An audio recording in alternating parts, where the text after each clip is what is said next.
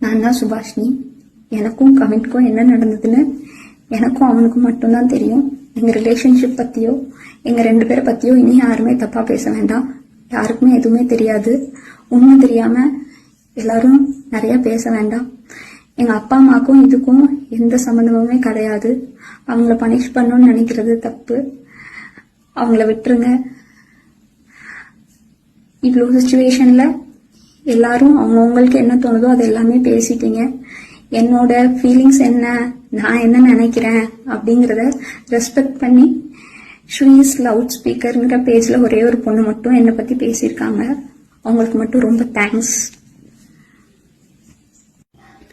நானும் கவினும் ரொம்ப ட்ரூவாக லவ் பண்ணோம். கொஞ்சம் செட்டில் ஆக டைம் தேவைப்பட்டுச்சு. May 30 அப்போ வந்துட்டு சுஜித்தும் கவினும் பேசிக்கிட்டாங்க. அப்போ அந்த டைம்ல வந்துட்டு அப்பா கிட்ட சுஜித் சொல்லிட்டான். அப்பா வந்துட்டு இந்த மாதிரி லவ் பண்றியான்னு என்கிட்ட கேட்டப்ப இல்லப்பா நான் லவ் பண்ணல அப்படின்னு சொல்லிட்டேன். ஏன்னா கவின் என்கிட்ட டைம் கேட்டிருந்தான். இன்னொரு 6 months கழிச்சு சொல்லு ப்ளீஸ் அப்படின்னு சொல்லியிருந்தான். அதனால வந்துட்டு நான் வந்துட்டு அப்பா கிட்ட அன்னைக்கு சொல்லலை.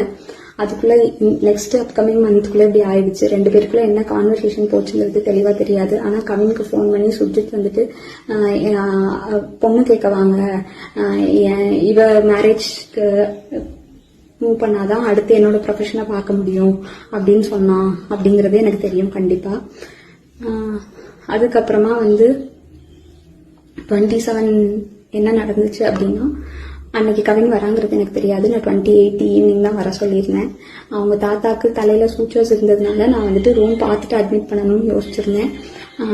அப்போ வந்துட்டு ஆஃப்டர்நூன் மங்கம்மாள் சாலைக்கிட்ட வந்து நின்றுட்டு தான் எனக்கு வந்துட்டு தெரியவே செய்யும் அவங்க வந்திருக்காங்கன்னு சொல்லிட்டு. ஸோ டைரக்டா நான் அங்கே ஐபிக்கு கூட்டிட்டு போயிட்டு கவின் உள்ள வந்தான். பட் அவங்க அம்மா கிட்டையும் மாமா கிட்டையும் மட்டும்தான் நான் பேசிட்டு இருந்தேன். பேசிட்டே அப்படியே கவின் வெளியே போயிட்டான். அங்கிருந்து கிளம்புறப்பதான் அவங்க மாமாவும் அம்மாவும் கிளம்புறப்பதான் கவின் எங்க அப்படிங்கறதே நாங்க யோசிச்சோம். நான் ட்ரீட்மெண்ட் ப்ரொசீஜர்ஸ்லாம் எக்ஸ்பிளைன் பண்ணிட்டு இருந்தேன். அப்போ யோசிச்சுட்டு நான் வந்துட்டு சொன்னேன். அவங்க அம்மா வந்துட்டு கால் பண்ணாங்க, அவனுக்கு எடுக்கல. நானும் கால் பண்ண எடுக்கல. நீங்க வேணா பசிக்குதுன்னு சொன்னாங்க அவங்க அம்மா, சாப்பிட போங்க, நான் வேணா வர சொல்றேன்னு சொல்லியிருந்தேன். அதுக்குள்ள இப்படி ஆயிடுச்சு. ஸோ வந்துட்டு இது தேவையில்லாம நிறைய இஷ்டத்துக்கு யாரும் வதந்தியை கிளப்ப வேண்டாம். உங்களுக்கு தோணுது எல்லாத்தையும் பேசாதீங்க. எங்க அப்பா அம்மாவுக்கு இதுல எந்த சம்மந்தமுமே கிடையாது, அவங்களுக்கு தெரியாது. இதோட விட்டுருங்க. அவ்வளவுதான்.